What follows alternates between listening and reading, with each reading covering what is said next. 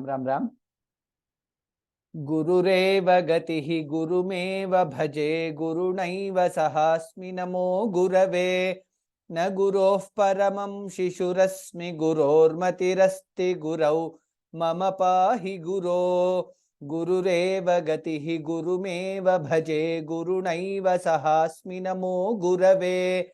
न गुरोः परमं शिशुरस्मि गुरोर्मतिरस्ति गुरौ मम पाहि गुरो। गुरुरेव गतिः गुरुमेव भजे गुरुणैव सहास्मि नमो गुरवे। न गुरोः परमं शिशुरस्मि गुरोर्मतिरस्ति गुरौ मम पाहि गुरो। वक्रतुंड महाकाय कोटि सूर्य समप्रभ अविघ्नं कुरु मे देव सर्वकार्येषु सर्वदा। हयग्रीव हयग्रीव हयग्रीवेति यो वदेत् तस्य निस्सरते वाणी जह्नुकन्या प्रवाहवत्। Ram Ram Ram. Vihan, you are able to hear me clearly? Yes, sir. And you are able to see the screen? Yes, sir. Uttam. I hope all of you are able to see and hear me, see the screen and hear me clearly. Ram Ram Ram. Welcome to all of you for today's class of learning to chant Vishnu Sahasranama Stotram. Today, as in our previous classes, we will chant from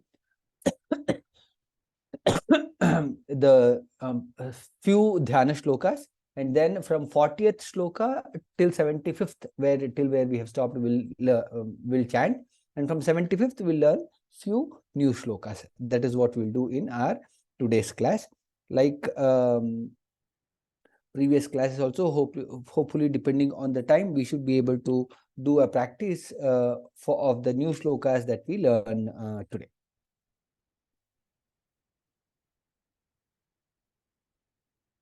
ॐ शुक्लांबरधरं विष्णुं शशिवर्णं चतुर्भुजं प्रसन्नवदनं ध्यायेत् सर्वविघ्नोपशान्तये। नारायणं नमस्कृत्य नरं चैव नरोत्तमं देवीं सरस्वतीं व्यासं ततो जयमुदीरयेत्। व्यासं वसिष्ठनप्तारं शक्तेः पौत्रमकल्मषं पराशरात्मजं वन्दे शुकतातन्तपोनिधिं। व्यासाय विष्णुरूपाय व्यासरूपाय विष्णवे नमो वै ब्रह्मनिधये वासिष्ठाय नमो नमः।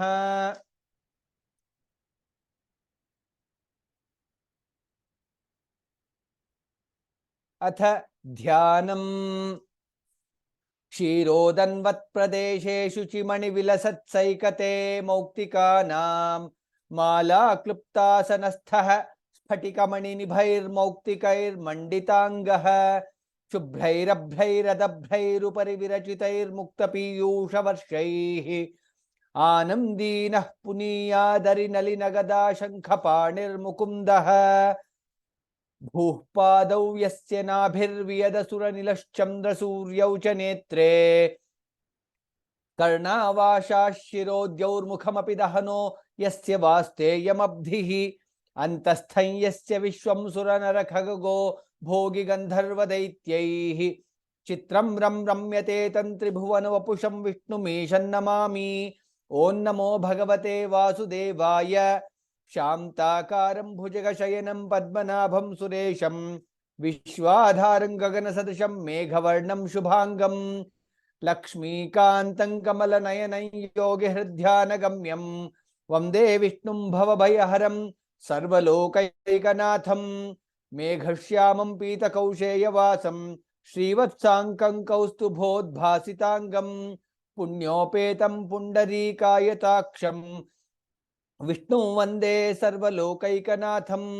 नमः समस्तभूतानामादिभूताय भूभृते अनेकरूपरूपाय विष्णवे प्रभविष्णवे सशंखचक्रं सकिरीटकुण्डलं सपीतवस्त्रं सरसीरुहेक्षणं सहारवक्षस्थलशोभिकौस्तुभं नमामि विष्णुं शिरसा चतुर्भुजं। छायायां पारिजातस्य हेमसिंहासनोपरि आसीनमम्बुदश्याममायताक्षमलङ्कृतं चंद्राननं चतुर्बाहुं श्रीवत्साङ्कितवक्षसं रुक्मिणी सत्यभामाभ्यां सहितं कृष्णमाश्रये। ओम विश्वस्मै नमः।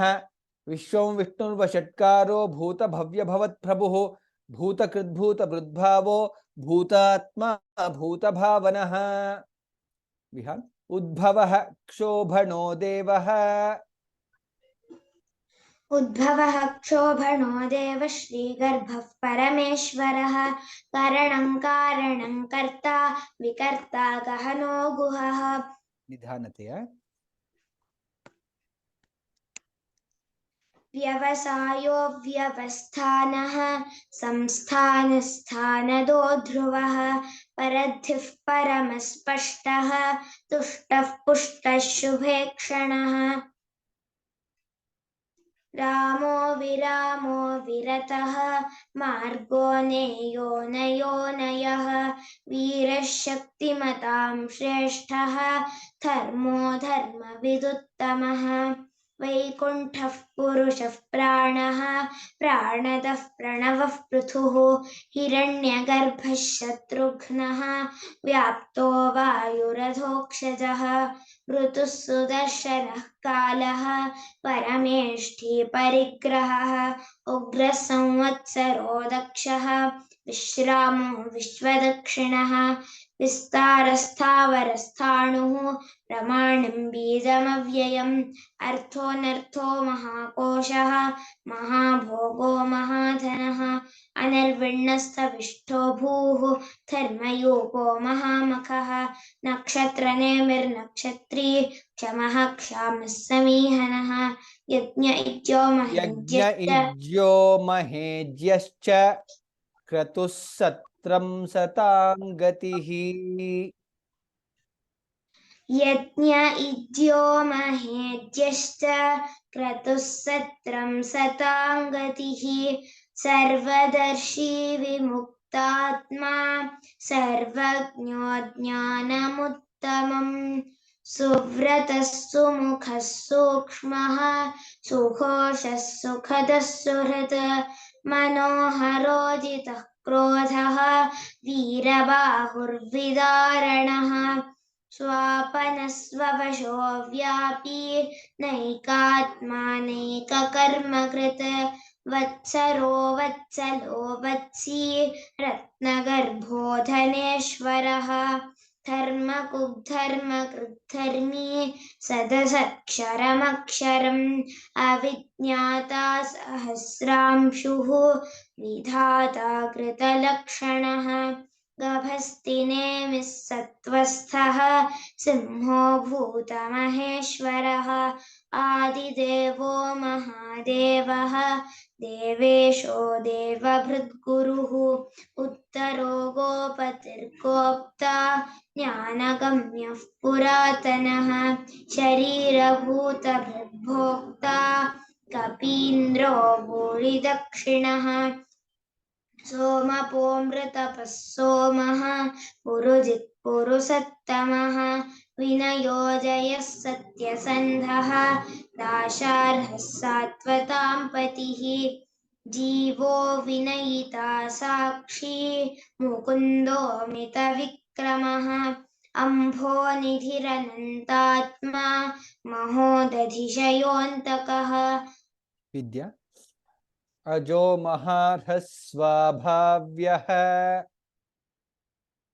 अजो महार्हः स्वाभाव्यः जितामित्रः प्रमोदनः आनन्दो नन्दनो नन्दः सत्यधर्मा त्रिविक्रमः महर्षिः कपिलाचार्यः कृतज्ञो मेदिनीपतिः त्रिपदस्त्रिदशाध्यक्षः महाशृङ्गः कृतान्तकृत् महावराहो गोविन्दः सुषेणः कनकाङ्गदी गुह्यो गभीरो गहनः गुप्तश्चक्रगदाधरः वेधास्वाङ्गोचितः कृष्णः दृढसङ्कर्षणोच्युतः वरुणो वारुणो वृक्षः पुष्कराक्षो महामनाः भगवान् भगहानन्दी वनमाली हलायुधः आदित्यो ज्योतिरादित्यः सहिष्णुर्गतिसत्तमः सुधन्वा खण्डपरशुः दारुणोत्प्रदः दिवस्पृक्सर्वदृग्व्यासः वाचस्पतिरयो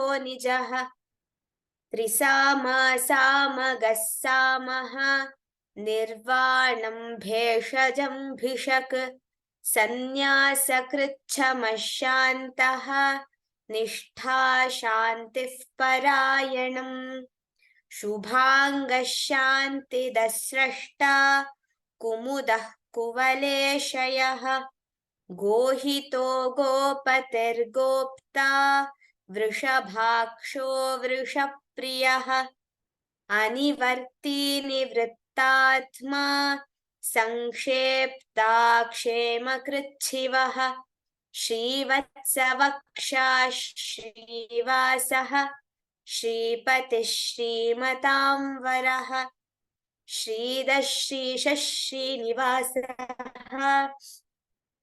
श्रीनिधिः श्रीविभावनः श्रीधरः श्रीकरः श्रेयः श्रीमान् लोकत्रयाश्रयः स्वक्षस्वङ्गशतानन्दः नन्दिर्ज्योतिर्गणेश्वरः विजितात्मा विधेयात्मा सत्कीर्तिश्छिन्न संशयः उदीर्णः सर्वतश्चक्षुः अनीशः शाश्वतः स्थिरः भूषयो भूषणो भूतिः विशोकः शोकनाशनः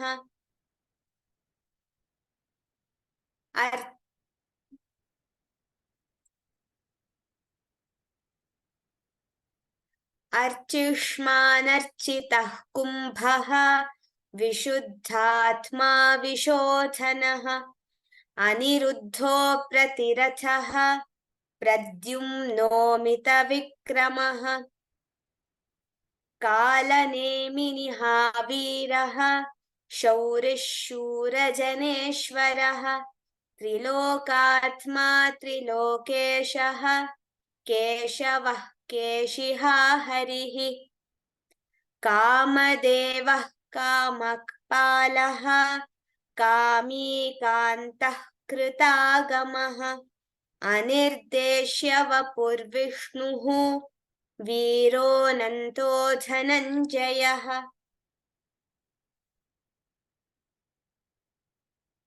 ब्रह्मण्यो ब्रह्मकृद्ब्रह्मा ब्रह्म ब्रह्म विवर्धनः ब्रह्मविद् ब्राह्मणो ब्रह्मी ब्रह्मज्ञो ब्राह्मणप्रियः महाक्रमो महाकर्मा महातेजा महोरगः महाक्रतुर्महायज्वा महायज्ञो महाहविः स्तव्यस्तव प्रियस्तोत्रम् स्तुतिस्तोतारणप्रियः पूर्णः पूरयिता पुण्यः पुण्यकीर्तिरनामयः मनोजवस्तीर्थकरः वसुरेता वसुप्रदः वसुप्रदो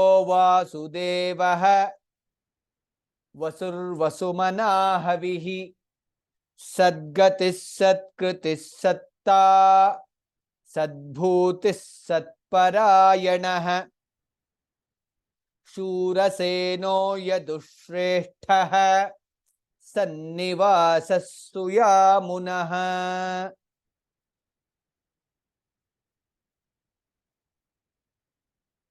I guess we had learnt till here. We will look for, we will learn the next few shlokas. One standard instruction. which is by default, is in the event that if there is a network failure and I get disconnected, please wait on the call. Do not leave. I guess last week or either last class or the previous to that, it happened. So whenever, if there is a network issue and if I drop off of the call, please wait on the call. Maybe within about a minute or so, I will join back and we will continue the class as is. So I would request that if there is any network, of course, there is Vidyashri will be there, so she will be able to continue, or Vihan will be there, they will be able to continue. In case if it is not there, we will be able to come back join back within about a minute or so, and then we will continue.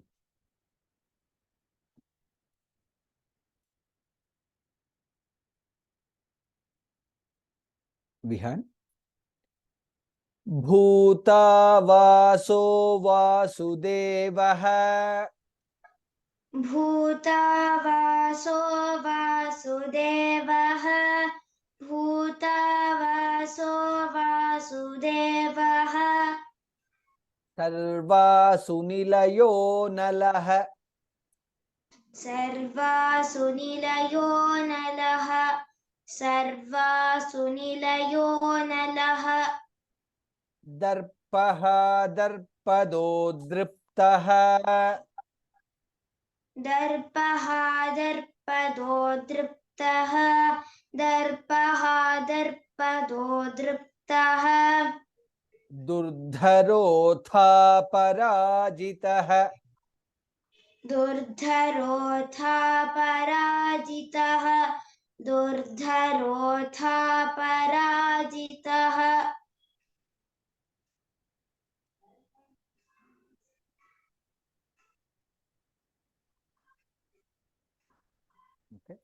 भूतावासः भा is महाप्राण भू दीर्घ भूतावासः वासुदेवः सर्वासुनिलयो नलः दर्पः दर्पतो दृप्तः दुर्धरो धा is महाप्राण दुर्धरोथा पराजितः था is महाप्राण and दीर्घ दुर्धरोथा पराजितः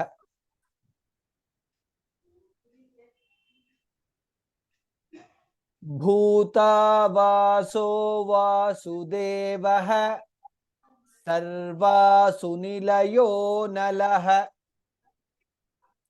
भूतावासो वासुदेवः सर्वासु निलयो नलः भूतावासो वासुदेवः सर्वासु निलयो नलः दर्पः दर्पदोद्दृप्तः दुर्धरोऽथा पराजितः दर्पः दर्पदोद्दृप्तः दुर्धरोऽथा पराजितः दर्पः दर्पदोद्दृप्तः दुर्धरोऽथा पराजितः भूतावासो वासुदेवः सर्वासु निलयो नलः दर्पः दर्पदोद्दृप्तः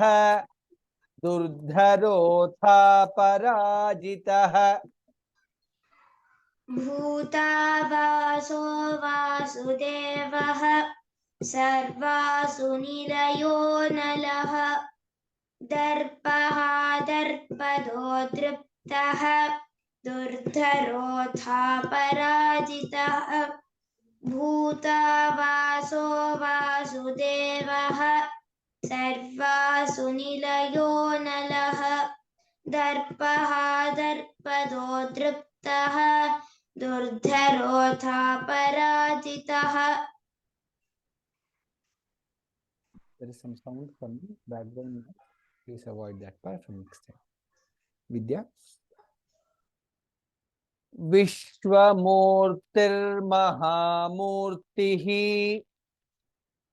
विश्वमूर्तिर्महामूर्तिः विश्वमूर्तिर्महामूर्तिः दीप्तमूर्तिरमूर्तिमान् दीप्तमूर्तिरमूर्तिमान् दीप्तमूर्तिरमूर्तिमान् अनेकमूर्तिरव्यक्तः अनेकमूर्तिरव्यक्तः अनेकमूर्तिरव्यक्तः शतमूर्तिशताननः शतमूर्तिशताननः शतमूर्तिशताननः विश्वमूर्तिर्महामूर्तिः दीप्तमूर्तिरमूर्तिमान् मा इज दीर्घ दीप्तमूर्तिरमूर्तिमान् अनेकमूर्तिरव्यक्तः क and ta both should be pronounced अव्यक्तः अनेकमूर्तिरव्यक्तः शतमूर्तिः शताननः शतमूर्तिशताननः विश्वमूर्तिर्महामूर्तिः दीप्तमूर्तिरमूर्तिमान् विश्वमूर्तिर्महामूर्तिः दीप्तमूर्तिरमूर्तिमान् विश्वमूर्तिर्महामूर्तिः दीप्तमूर्तिरमूर्तिमान् अनेकमूर्तिरव्यक्तः शतमूर्तिशताननः अनेकमूर्तिरव्यक्तः शतमूर्तिशताननः अनेकमूर्तिरव्यक्तः शतमूर्तिशताननः विश्वमूर्तिर्महामूर्तिः दीप्तमूर्तिरमूर्तिमान् अनेकमूर्तिरव्यक्तः शतमूर्तिशताननः विश्वमूर्तिर्महामूर्तिः दीप्तमूर्तिरमूर्तिमान् अनेकमूर्तिरव्यक्तः शतमूर्तिशताननः विश्वमूर्तिर्महामूर्तिः दीप्तमूर्तिरमूर्तिमान् अनेकमूर्तिरव्यक्तः शतमूर्तिशताननः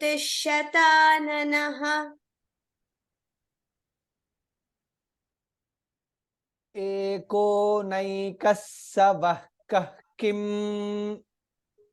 एको नैकः सवः कः किम् एको नैकः सवः कः किम् यत्तत्पदमनुत्तमम् यत्तत्पदमनुत्तमम् यत्तत्पदमनुत्तमम् लोकबन्धुर्लोकनाथः लोकबन्धुर्लोकनाथः लोकबन्धुर्लोकनाथः माधवो भक्तवत्सलः माधवो भक्तवत्सलः माधवो भक्तवत्सलः एको नैकः सवः नैकः सवः सवः कः सवः कः कः किम् नैकः सवः कः किम् एको नैकः सवः कः किम् यत् तत् पदमनुत्तमम् यत्तत् पदमनुत्तमम् लोकबन्धुः धामः प्रण लोकबन्धुः लोकनाथः धामः प्रण अगेन लोकबन्धुर्लोकनाथः माधवो धामः प्रण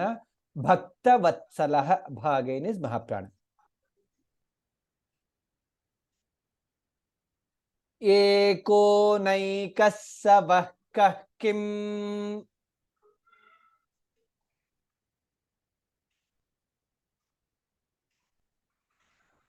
क्षम्यतां विहान गुड पा एको नैकः सवः कः किम् यत्तत् पदमनुत्तमम्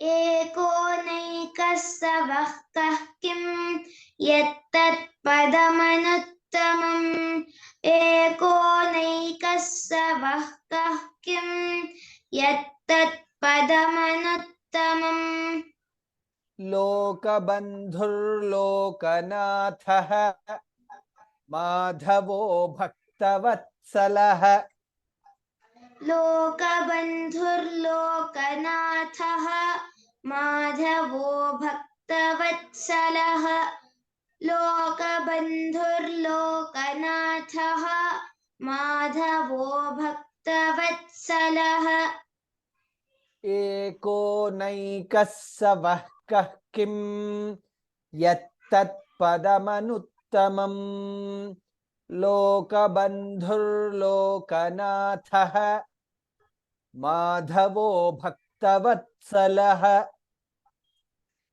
एको नैकस्सवः कः किं यत्तत्पदमनुत्तमम् लोकबन्धुर्लोकनाथः माधवो भक्तवत्सलः एको नैकस्सवः कः किं यत्तत्पदमनुत्तमम् लोकबन्धुर्लोकनाथः माधवो भक्तवत्सलः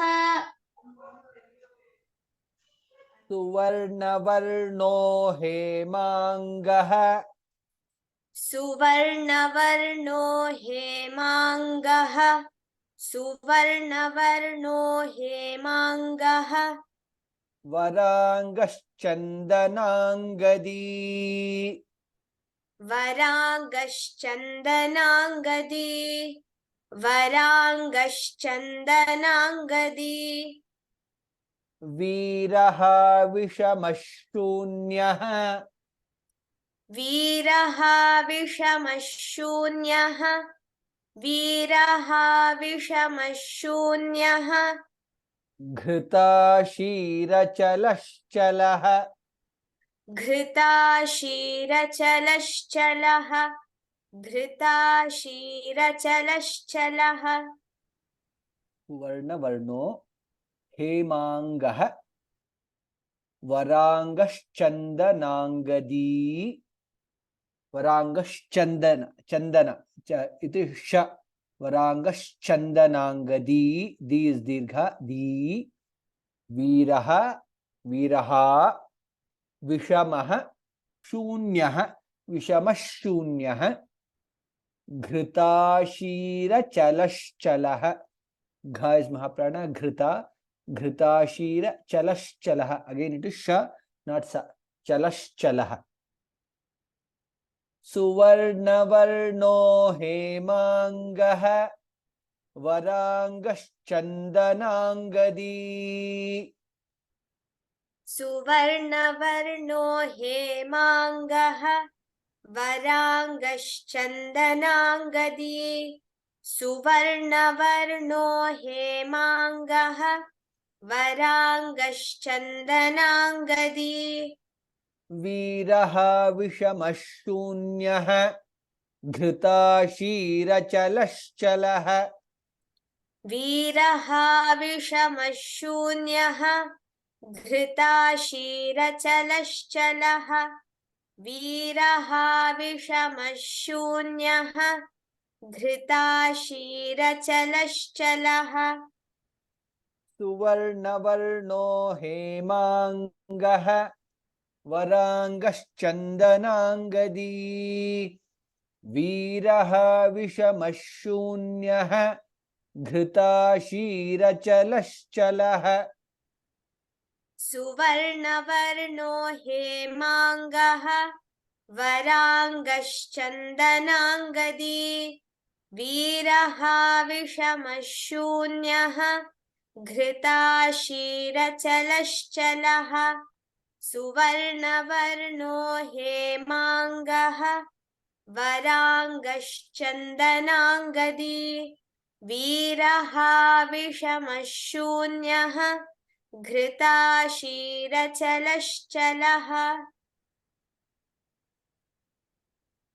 अमानी मानदो मान्यः अमानी मानदो मान्यः अमानी मानदो मान्यः लोकस्वामी त्रिलोकधृक् लोकस्वामी त्रिलोकधृक् लोकस्वामी त्रिलोकधृक् सुमेधा मेधजो धन्यः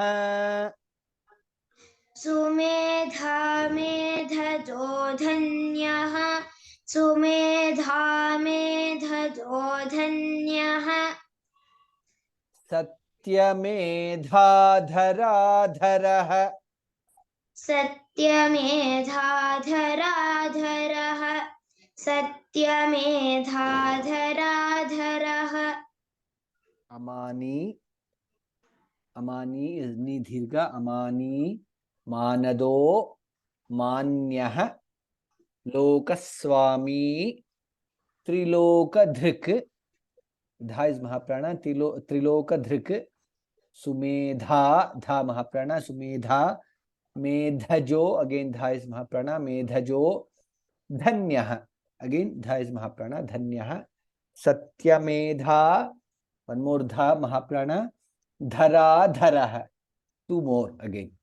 So in second line there are 1 2 3 4 5 6 dha mahapranas are there. All mahapranas need to be pronounced clearly.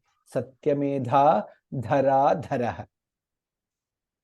Amani manado manyah lokaswami trilokadhrik.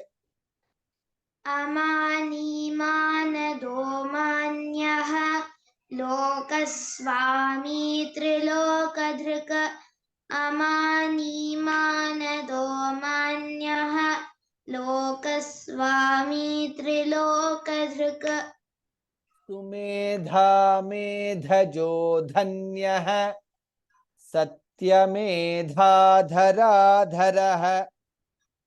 Sumedha मेधजो धन्यः सत्यमेधाधराधरः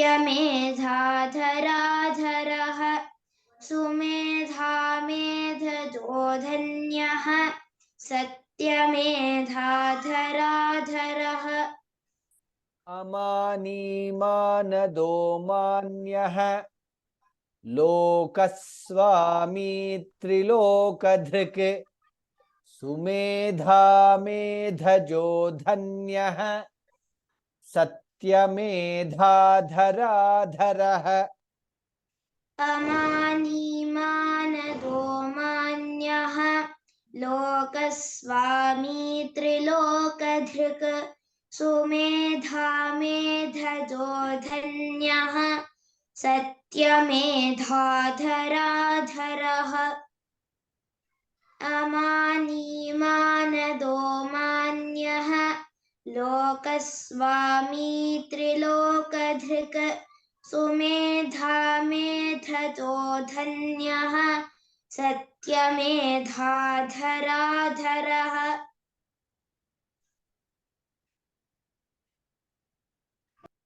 तेजो वृषोद्युतिधरः तेजो वृषोद्युतिधरः तेजो वृषोद्युतिधरः सर्वशस्त्रभृतांवरः सर्वशस्त्रभृतांवरः सर्वशस्त्रभृतांवरः प्रग्रहो निग्रहो व्यग्रः प्रग्रहो निग्रहो व्यग्रः प्रग्रहो निग्रहो व्यग्रः नैकशृङ्गो गदाग्रजः नैकशृङ्गो गदाग्रजः नैकशृङ्गो गदाग्रजः तेजो वृषो द्युतिधरः धा इज महाप्राण द्युतिधरः सर्वशस्त्रभृतांवरः भा इज महाप्राण सर्वशस्त्रभृतांवरः भृतांवरः प्रग्रहो निग्रहो व्यग्रह प्रग्रहो निग्रहो व्यग्रह नैकशृङ्गो गदाग्रजः नैकशृङ्गो गदाग्रजः तेजो वृषोद्युतिधरः सर्वशस्त्रभृतांवरः तेजो वृषोद्युतिधरः सर्वशस्त्रभृतांवरः तेजो वृषोद्युतिधरः सर्वशस्त्रभृतांवरः प्रग्रहो निग्रहो व्यग्रह नैकशृङ्गो गदाग्रजः प्रग्रहो निग्रहो व्यग्रः नैकशृङ्गो गदाग्रजः प्रग्रहो निग्रहो व्यग्रः नैकशृङ्गो गदाग्रजः तेजो वृषोद्युतिधरः सर्वशस्त्रभृतांवरः प्रग्रहो निग्रहो व्यग्रह नैकशृङ्गो गदाग्रजः तेजो वृषोद्युतिधरः सर्वशस्त्रभृतांवरः प्रग्रहो निग्रहो व्यग्रः नैकशृङ्गो गदाग्रजः तेजो वृषोद्युतिधरः सर्वशस्त्रभृतांवरः प्रग्रहो निग्रहो व्यग्रः नैकशृङ्गो गदाग्रजः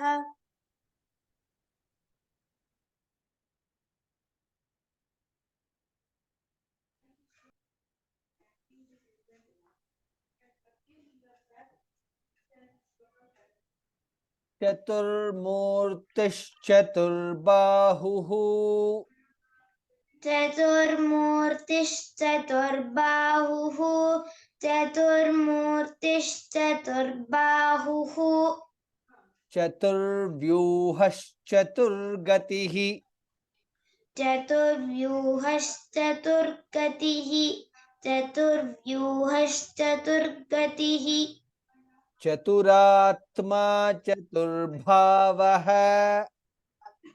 चतुरात्मा चतुर्भावः चतुरात्मा चतुर्भावः चतुर्वेदविदेकपात् चतुर्वेदविदेकपात् चतुर्वेदविदेकपात् चतुर्मूर्तिः चतुर्बाहुः चतुर्मूर्तिश्चतुर्बाहुः शकार चतुर्मूर्तिश्चतुर्बाहुः चतुर्व्यूहश्चतुर्गतिः अगेन शकार there चतुर्व्यूहश्चतुर्गतिः चतुरात्मा चतुर्भावः भामः प्राण चतुर्भावः चतुर्वेद विदेकपात् पा इज दीर्घ चतुर्वेद विदेकपात् चतुर्मूर्तिश्चतुर्बाहुः चतुर्व्यूहश्चतुर्गतिः चतुर्मूर्तिश्चतुर्बाहुः चतुर्व्यूहश्चतुर्गतिः चतुर्मूर्तिश्चतुर्बाहुः चतुर्व्यूहश्चतुर्गतिः चतुरात्मा चतुर्भावः चतुर्वेद विदेकपात् चतुरात्मा चतुर्भावः चतुर्वेदविदेकपात् चतुरात्मा चतुर्भावः चतुर्वेदविदेकपात् चतुर्मूर्तिश्चतुर्बाहुः चतुर्व्यूहश्चतुर्गतिः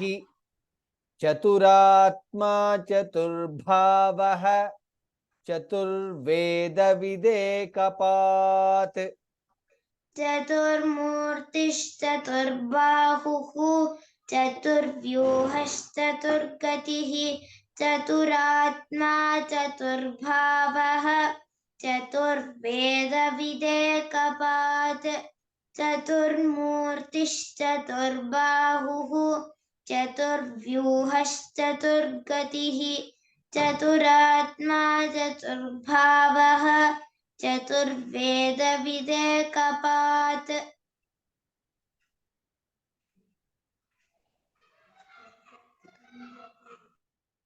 अभवत् किल?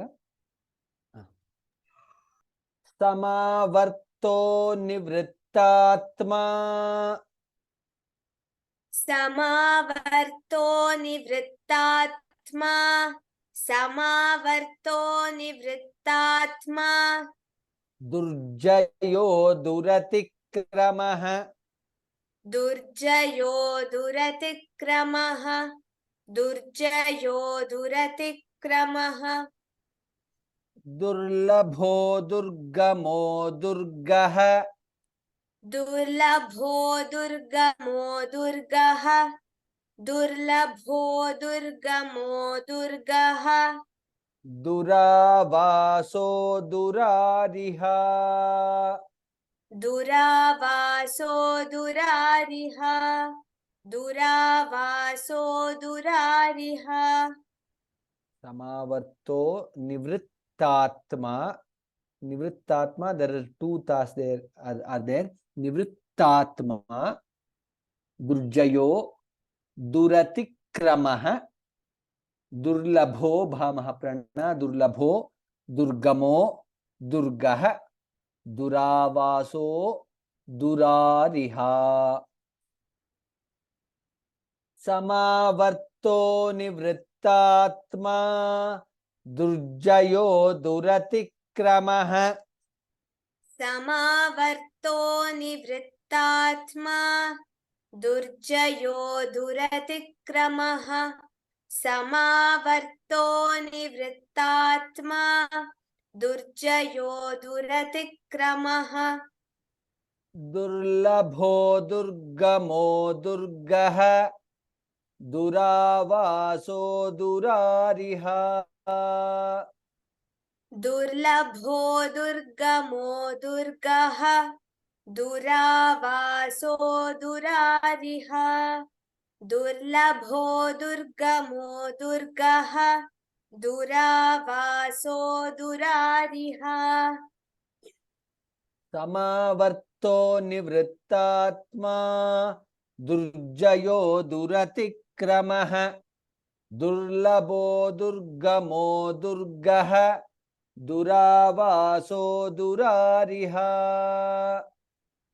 समावर्तो निवृत्तात्मा दुर्जयो दुरतिक्रमः दुर्लभो दुर्गमो दुर्गः दुरावासो दुरारिह समावर्तो निवृत्तात्मा दुर्जयो दुरतिक्रमः दुर्लभो दुर्गमो दुर्गः दुरावासो दुरारिह शुभांगो लोकसारंगः शुभांगो लोकसारंगः शुभांगो लोकसारंगः सुतन्तुस्तन्तुवर्धनः स्तुतन्तुस्तन्तुवर्धनः सुतन्तुस्तन्तुवर्धनः इन्द्रकर्मा महाकर्मा इन्द्रकर्मा महाकर्मा इन्द्रकर्मा महाकर्मा कृतकर्मा कृतागमः कृतकर्मा कृतागमः कृतकर्मा कृतागमः शुभांगो भामः प्राण शुभांगो लोकसारंगः सुतन्तुः तन्तुवर्धनः धामः प्राण सुतन्तुस्तन्तुवर्धनः इन्द्रकर्मा महाकर्मा कृतकर्मा कृतागमः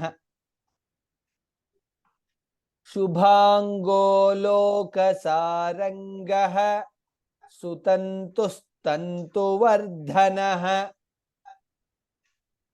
शुभांगो लोकसारंगः स्तुतन्तुस्तन्तुवर्धनः शुभांगो लोकसारंगः स्तुतन्तुस्तन्तुवर्धनः इंद्रकर्मा महाकर्मा कृतकर्मा कृतागमः इंद्रकर्मा महाकर्मा कृतकर्मा कृतागमः इंद्रकर्मा महाकर्मा कृतकर्मा कृतागमः शुभांगो लोकसारंगः सुतन्तुस्तन्तुवर्धनः इंद्रकर्मा महाकर्मा कृतकर्मा कृतागमः शुभांगो लोकसारंगः सुतन्तुस्तन्तुवर्धनः इंद्रकर्मा महाकर्मा कृतकर्मा कृतागमः शुभांगो लोकसारंगः सुतन्तुस्तन्तुवर्धनः इंद्रकर्मा महाकर्मा कृतकर्मा कृतागमः उद्भवः सुन्दरः सुन्दः उद्भवः सुन्दरः सुन्दः उद्भवः सुन्दरः सुन्दः रत्ननाभः सुलोचनः रत्ननाभः सुलोचनः रत्ननाभः सुलोचनः अर्को वाजसनः शृङ्गी अर्को वाजसनः शृङ्गी अर्को वाजसनः शृङ्गी जयन्तः सर्वविजयी जयन्तः सर्वविजयी जयन्तः सर्वविजयी उद्भवः भामः प्रण उद्भवः सुन्दरः उद्भवः सुन्दरः सुन्दरः सुन्दः सुन्दरः सुन्दः उद्भवः सुन्दरः सुन्दः रत्ननाभः भामः प्रण सुलोचनः रत्ननाभः सुलोचनः अर्को वाजसनः शृङ्गी वाजसनः शृङ्गी जयन्तः सर्वविजयी जयन्तः सर्वविजयी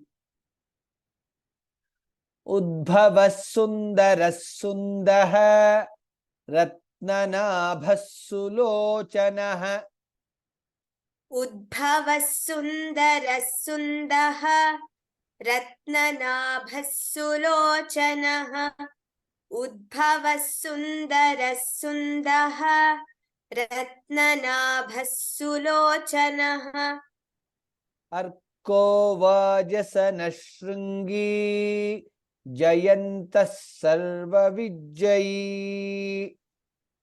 अर्को वाजसनः शृङ्गी जयन्तः सर्वविजयी अर्को वाजसनः शृङ्गी जयन्तः सर्वविजयी In terms of the new shlokas, we will stop there.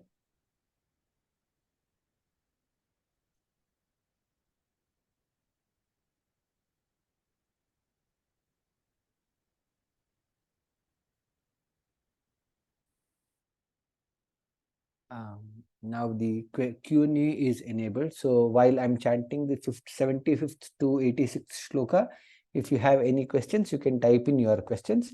I will try to answer them.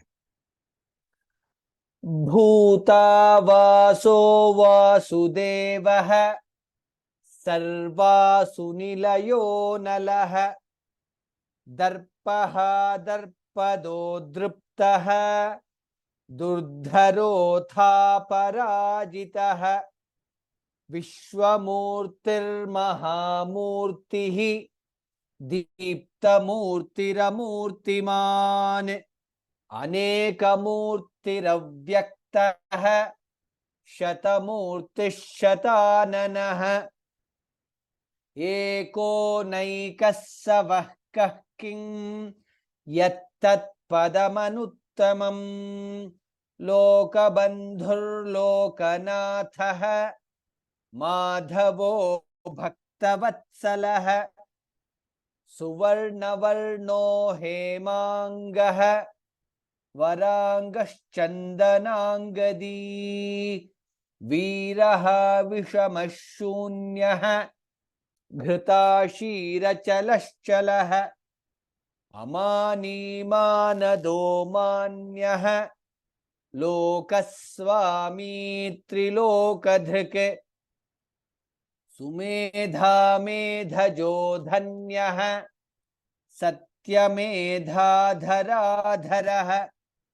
तेजो वृषोद्युतिधरः सर्वशस्त्रभृतां वरः प्रग्रहो निग्रहो व्यग्रः नैकशृङ्गो गदाग्रजः चतुर्मूर्तिश्चतुर्बाहुः चतुर्व्यूहश्चतुर्गतिः चतुरात्मा चतुर्भावः चतुर्वेदविदेकपात् समावर्तो निवृत्तात्मा दुर्जयो दुरतिक्रमः दुर्लभो दुर्गमो दुर्गः दुरावासो दुरारिः शुभांगो लोकसारंगः सुतं तुस्तं तु वर्धनः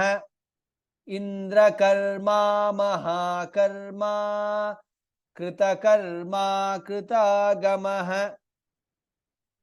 उद्भवः सुन्दरः सुन्दः रत्ननाभः सुलोचनः अर्को वाजसनः Shrungi जयन्तः सर्वविजयी. We'll stop there and go back to 76th shlokas. Let me see what questions.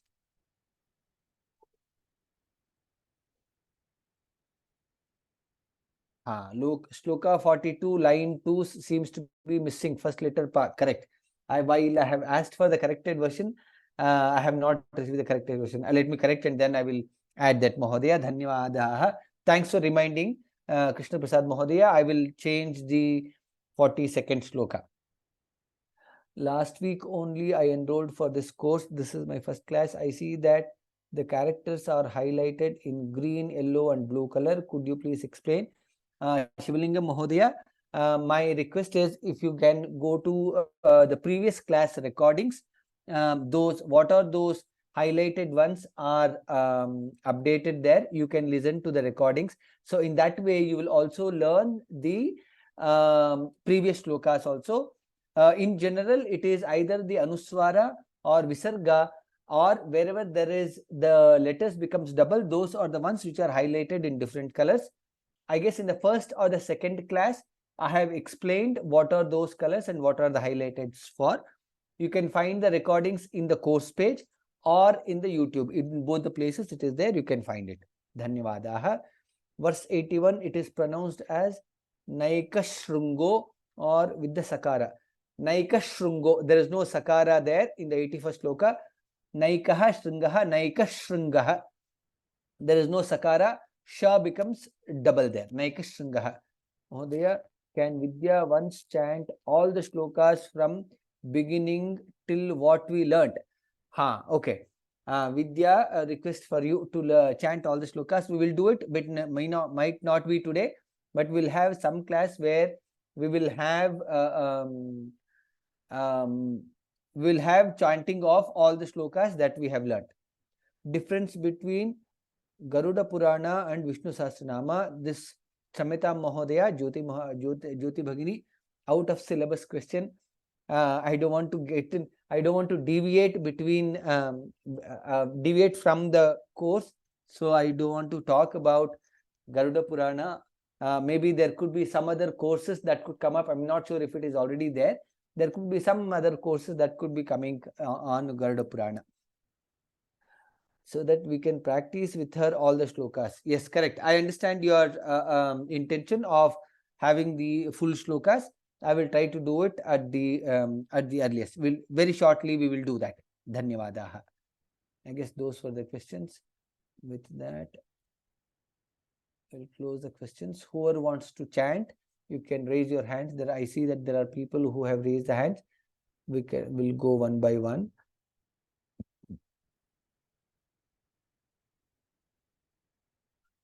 Priyadarshini Bhagini, 76 shlokas. I guess you had raised your hand earlier only. Were there any questions? I hope you would have typed your questions. Bhuta vaso vasudevah sarvasu nilayo nalakah darbah darpado driptah durdharodha parajitah. Uttamam. Next is Indrani. Vishwamurtihi. Vishwamurtirmahamurtah Murtihi. Mahamurtihi. Mahamurtihi Deeptamurtirmurtiman Deeptamurtiramurt. Deeptamurtiramurtiman. Anekamurtiravyaktaha Shatamurtishathananaha. Very good. You can listen to the recordings and then you can practice along with it. It will be good. Okay, Next is Annie Mary. Eko Naikaha. एको नैकस्सवः कः किं यत्तत् पदमनुत्तमं लोकबन्धुर्लोकनाथः माधवो भक्तवत्सलः. Uttamam. Namaste. Next is Lasya. Suvarnavarno. सुवर्णवर्णो हेमाङ्गो वराङ्गश्चन्दनाङ्गदिः वीरः विषमशून्यो घृता क्षीरचलाचलः. Okay. I guess you are following different text than what is shown in the screen. Maybe you are following other book, which is okay. Suvarnavarno Hemangaha. That's how we taught. But if you tell Himango, then you have to tell the full line.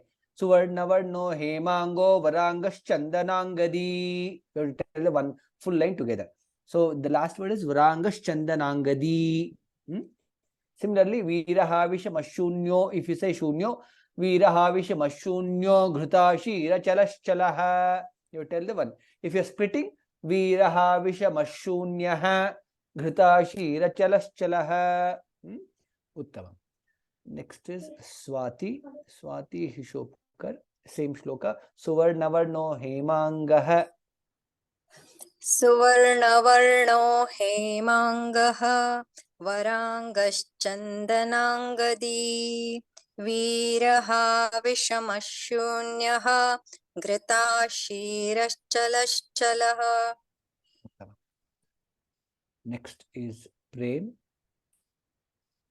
Amani. Amani-manado manya Lokaswami Trilokadru Sumedha Medajodhanaha Satya Medharadharaha. Uttama. Next is Ramachandran B. Tejo Vrusho. Tejo Vrusho Dyutidharaha Sarvashastra वक्त्रभृतांबरः प्रग्रहो निग्रहो व्यग्रः नैकशृङ्गो गदाग्रजः. Uttama. Next is Kirtana Ratnadhar. Chaturmurtihi. चतुर्मूर्तिश्चतुर्बाहुः चतुर्व्यूहश्चतुर्गतिः चतुरात्मा चतुर्भावः चतुर्वेदविदेकपात्. Next is Keshav. Samavarto. समावर्तो निवृत्तात्मा दुर्जयो दुरतिक्रमः दुर्लभो दुर्गमो दुर्गः दुरावासो दुरारिः. Uttama. Next is Prasanna. Shubhango. शुभांगो लोकसारंगः सुतन्तुस्तन्तुवर्धनः इन्द्रकर्मा महाकर्मा कृतकर्मा कृतागमः. Uttama. Next is Jyoti. Udbhavasundaraha.